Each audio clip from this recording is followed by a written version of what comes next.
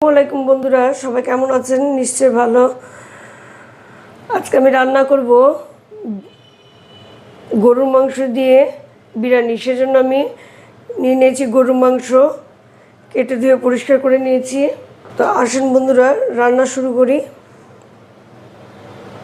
চুলে বসিয়ে দিয়েছি আমি একটা প্রেসার কুকার।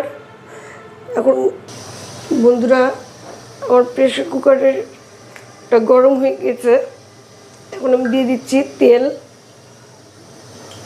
প্রথমে দিয়ে দিলাম তেল, যেহেতু আমি পেঁয়াজটা ভেজে নেব।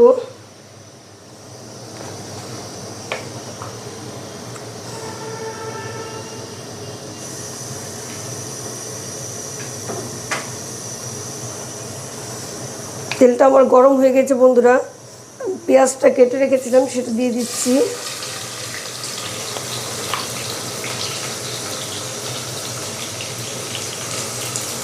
পেঁয়াজটাকে আমি ভেজে নেব।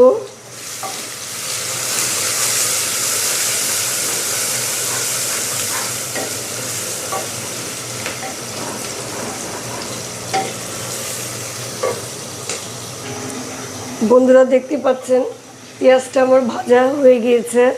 আমি খুব কড়া করে ভাজি নেই, হালকা এরকম ভেজে নিয়েছি। এখন আমি দিয়ে দিব সামান্য পরিমাণ পানি, মশলা কষানোর জন্য দিয়ে দিব সামান্য পরিমাণ পানি, মশলাটা পুড়ে না যায় সেজন্য। এখন আমি একে একে সব মশলা অ্যাড করব বন্ধুরা।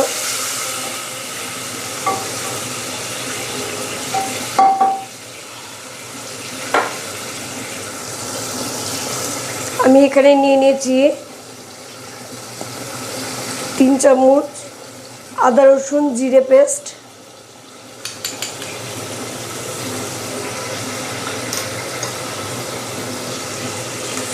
এবার আমি দিয়ে দিব ধনিয়া গুঁড়ো 1.5 টেবিল চামচ, লবণ দিয়ে দিচ্ছি,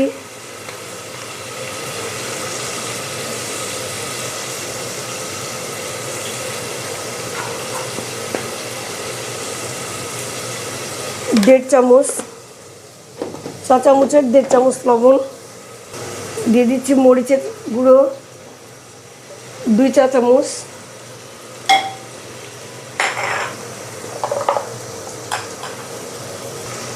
বন্ধুরা আমি রাঁধুনির বিরিয়ানি মশলা নিয়ে নিয়েছি, সেটা পুরোটাই দিয়ে দিব।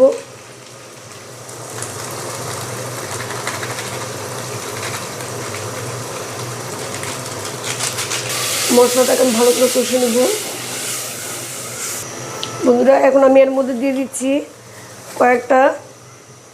বেশ কয়েকটা কাবাব চিনি, আর এখানে আমি পেস্ট করে নিয়েছি জয়ফল, জয়ত্রী, শাহজিরা, পোস্তদানা, কাজু বাদাম, পেস্তা বাদাম, চীনা বাদাম একসাথে আমি পেস্ট করে নিয়েছি, পুরোটাই দিয়ে দিলাম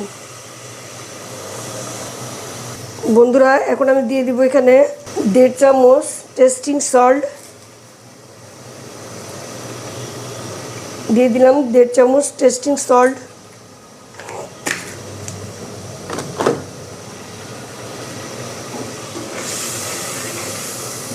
বন্ধুরা এখন আমি দিয়ে দিচ্ছি 1 পেয়ালা টক দই ফেটানো।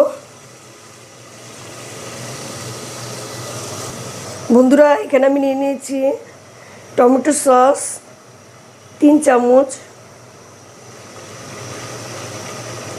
দিয়ে দিলাম টমেটো সস। বন্ধুরা আমি মশলাটা ভালো করে কষে নিয়েছি, সবগুলো উপকরণ একসাথে কষে নিয়েছি। এখন আমি দিয়ে দিব সেই গরুর মাংসটা।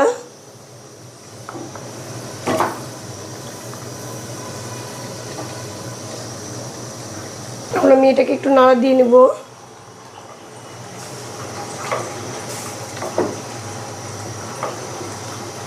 দিয়ে দেব সামান্য পরিমাণ পানি। এখন আমি প্রেসার কুকারের ঢাকনাটা বন্ধ করে দিব।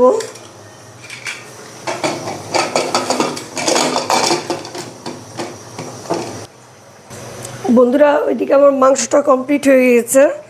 এখন আমি চাউলের জন্য চুলে বসিয়ে দিয়েছি প্যান। এখন আমি দিয়ে দিচ্ছি পরিমাণ মতো তেল। তেলটা গরম হওয়া পর্যন্ত অপেক্ষা করব বন্ধুরা। বন্ধুরা তো দেখতেই পাচ্ছেন তেলটা আমার গরম হয়ে গেছে। এখন আমি বেরেস্তার জন্য দিয়ে দিচ্ছি কেটে রাখা পেঁয়াজ।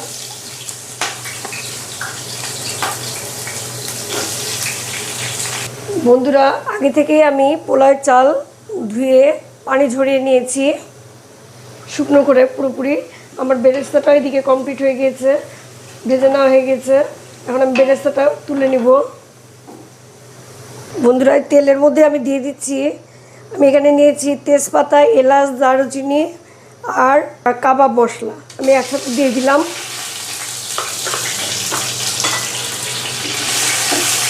হালকা ভেজে নিব। এখন আমি দিয়ে দিব চালটা।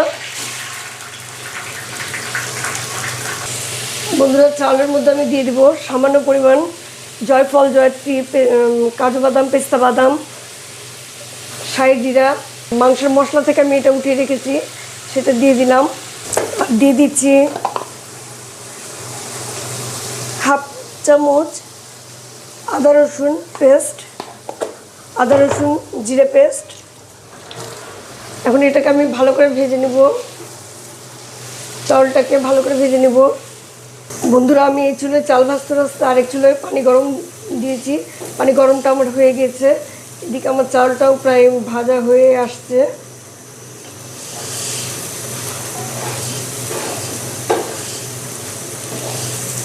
চালটাকে ভালো করে ভেজে নিতে হবে, তাহলে ভাতটা ঝরঝরে হবে। ভাত ভাত পোলাও বলেন, বিরিয়ানি বলেন, যেটা বলেন, চালটা ভালো করে ভাজলে সেটা ঝরঝরে হবে। দেখেন বন্ধুরা আমার চালটা কোনো আঠা নেই, পুরোটা ঝরঝরে হয়ে গেছে, দেখতেই পাচ্ছেন একটা একটা হয়ে গেছে। মানে আমার চাল ভাজা পুরোপুরি কমপ্লিট হয়ে গেছে। বন্ধুরা দেখতেই পাচ্ছেন আমার মাংসটা কমপ্লিট হয়ে গেছে। আমি এটাতে এরকম ঝোলটা রেখেছি, পুরোপুরি ঝোল শুকিয়ে ফেলি নেই, কারণ আমি সবসময়তেই এরকম ঝোলটাই রেখে দিই, পুরোপুরি ঝোল শুকিয়ে ফেলি না। এখন আমি চাউলের মধ্যে এটা ঢেলে দেব। বন্ধুরা এখন আমি মাংসটা চাউলের মধ্যে ঢেলে দেব।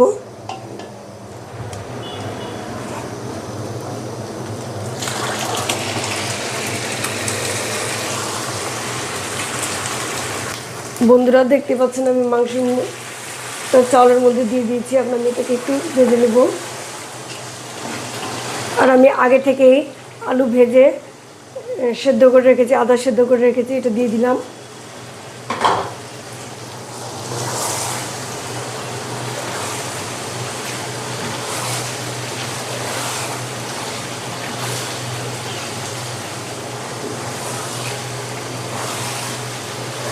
এখন আমি দিয়ে দেবো বন্ধুরা মেপে রাখা সে পানিটা।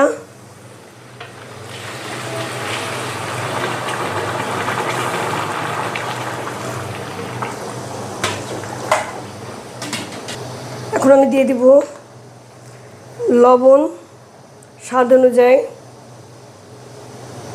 এখন দিয়ে দিব কটা কাঁচামরিচ,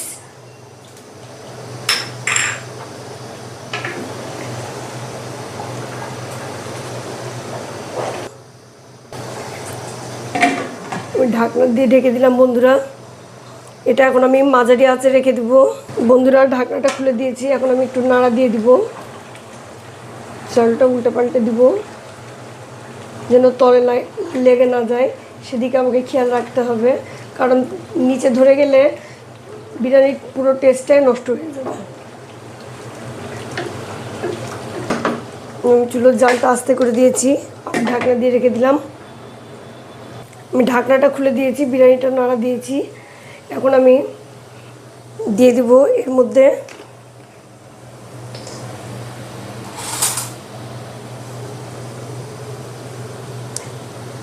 দেখতে পাচ্ছেন 2 টেবিল চামচ কেওড়া জল।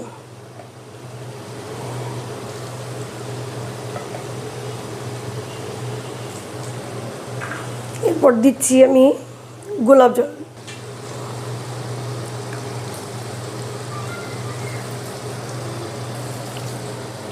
ফ্লেভারের জন্য দিলাম রোজ ওয়াটার।